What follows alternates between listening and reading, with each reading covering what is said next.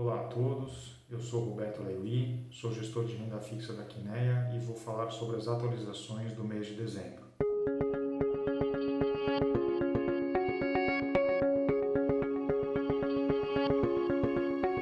De forma geral, o mês foi positivo para os ativos de risco, graças às notícias de vacina, recuperação em V da atividade e os estímulos fiscais e monetários dos países envolvidos, favorecendo assim as moedas, os juros e as bolsas dos emergentes.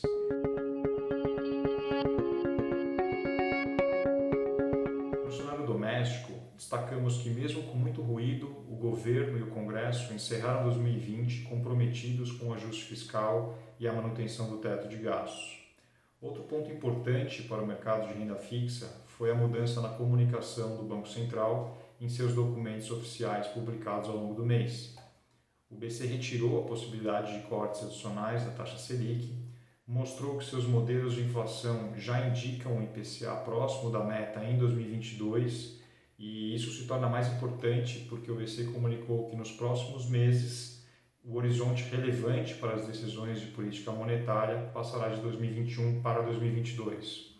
Por outro lado, o BC enxerga que a recuperação é muito heterogênea entre os setores da indústria e serviços, o que pode ser interpretado como cautela sobre recuperação rápida da atividade. O BC também entende que o repique inflacionário recente é temporário, pois foi provocado pelo choque de alimentos, principalmente proteínas, e o descompasso entre oferta e demanda no setor de manufaturados, causado pelas restrições do Covid e pelo impulso ao consumo gerado pelo auxílio emergencial. Esses efeitos devem se dissipar em 2021. Sobre a performance ao longo do mês, começando por renda fixa local, o resultado foi positivo. A posição aplicada em juros nominais de 2 anos e juros reais de 5 anos contribuíram para isso. Temos alguns motivos para continuarmos gostando dessa posição.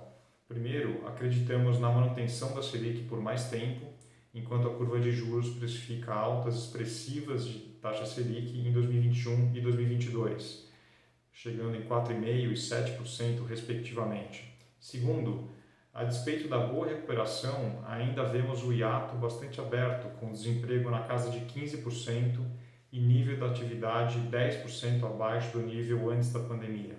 Terceiro, teremos uma grande contração fiscal se estivermos corretos a respeito da manutenção do teto de gastos, com o fim do auxílio emergencial, o que deve significar uma retirada de 500 bilhões ou 6% do PIB em estímulos, ajudando assim a inflação estrutural ficar baixa por mais tempo.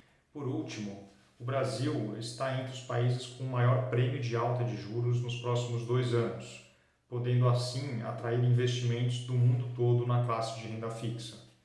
Acho que a ressalva aqui fica por conta de uma eventual piora do Covid, a ponto de provocar quedas fortes na mobilidade e atividade econômica. Nesse caso, temos como proteção estratégias compradas na inclinação da curva de juros. Sobre o mercado de crédito privado, o resultado foi positivo, tanto pelo carregamento dos papéis da nossa carteira, como pelo fechamento dos spreads de crédito ao longo do mês. A carteira segue com spread médio de 2% e o prazo médio de 3 anos. Na estratégia de caixa, o resultado foi positivo também. Nossas posições em LFTs, LTNs e NTNFs se beneficiaram com o fechamento dos prêmios, principalmente das LFTs.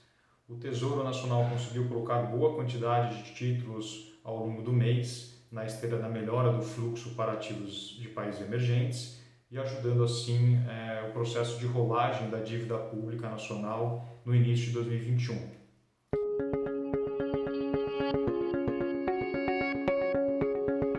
Na renda fixa internacional, o resultado foi positivo. Aí, começando por desenvolvidos, nós gostamos de estratégias que se beneficiam com o aumento do prêmio de risco de inflação, que deve ocorrer com a recuperação da atividade nesses países. Nesse caso, dada a expansão fiscal e monetária bastante acentuada nos Estados Unidos, além do novo quadro de metas de inflação média, o chamado Average Inflation Target, nós gostamos de posições compradas em inflação e inclinação da curva de juros dos Estados Unidos. Entre os emergentes, nossa tese continua sendo investir em países com juros reais positivos, moeda barata, hiato aberto e espaço monetário para o Banco Central cortar juros.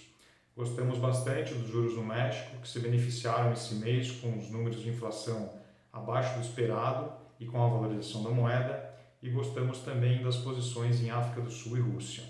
Por fim, eu gostaria de dizer que estamos sempre à disposição de nossos clientes e parceiros. Desejo a todos um feliz 2021, repleto de saúde e sucesso.